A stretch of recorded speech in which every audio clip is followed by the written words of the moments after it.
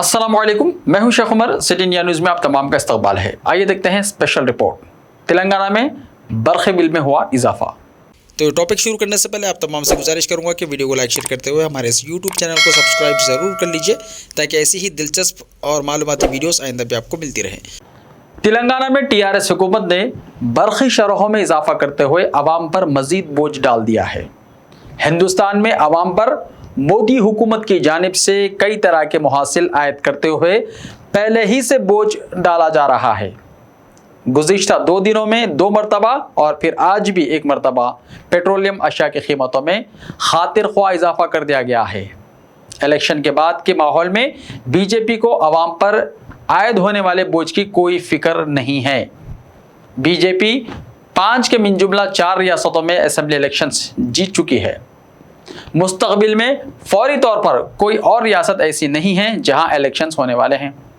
ऐसे में बीजेपी हुकूमत ने पेट्रोलियम अशिया और पकवान गैस की कीमतों में इजाफा करते हुए अवाम पर बोझ में इजाफे का सिलसिला शुरू कर दिया है।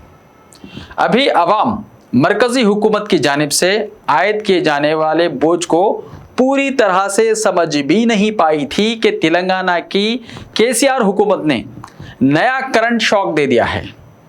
बरक़ी की शरहों में फी यूनिट 50 पैसे घरेलू सारिफिन के लिए और फी यूनिट 1 रुपया तिजारती सारिफिन के लिए इजाफा करने का ऐलान कर दिया। तेलंगाना में वैसे तो कुछ अरसे से ये तैयारियां की जा रही थी कि बरक़ी शरहों में इजाफा किया जाए। इसके लिए डिस्कॉम्स को नुकसानात का उज़्र पेश किया जा रहा था। डिस्कॉम्स के नुकसानात की पाबजाई के लिए अवाम पर बोझ डाल दिया गया। टीआरएस की हुकूमत खुद को अवाम दोस्त और गरीब अवाम के लिए फलाह और बहबूद के इक़दाम करने वाली हुकूमत करार देती है, लेकिन अवाम पर बोझ डालने के मामले में वो भी नरेंद्र मोदी हुकूमत से पीछे नहीं है। जिस तरह मोदी हुकूमत तेल कंपनियों को नुकसानात का बहाना करते हुए कीमतें बढ़ा रही है, ठीक इसी तरह केसीआर हुकूमत ने भी डिस्कॉम्स को भारी नुकसानात का बहाना करते हुए बरक़ी शरहों में इजाफे का ऐलान कर दिया। कुछ दिन पहले आरटीसी को भारी नुकसानात का बहाना करते हुए बसों के किरायों में भी इजाफा किया गया था।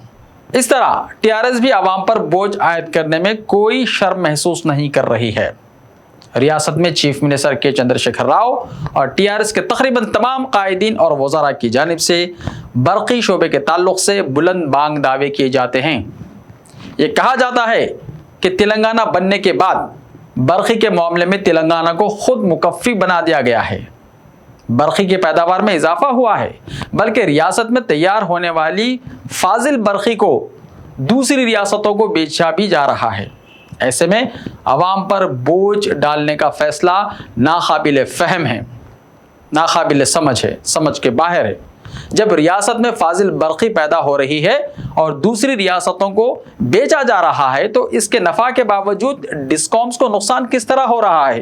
हुकूमत को इस मामले में अवाम से हमदर्दाना रवैया रखने की ज़रूरत थी। अगर कुछ नुकसानात हैं भी तो फाजिल बरक़ी की फ़रोख्त से उनकी पाबजाई की जा सकती थी। रियासत के अवाम पर पहले ही से कई मुहासिल आयद किए गए हैं। पेट्रोलियम अशिया ने अलग क़यामत ढाई हुई है। जीएसटी के नतीजे में कई अशिया महंगी हो गई है।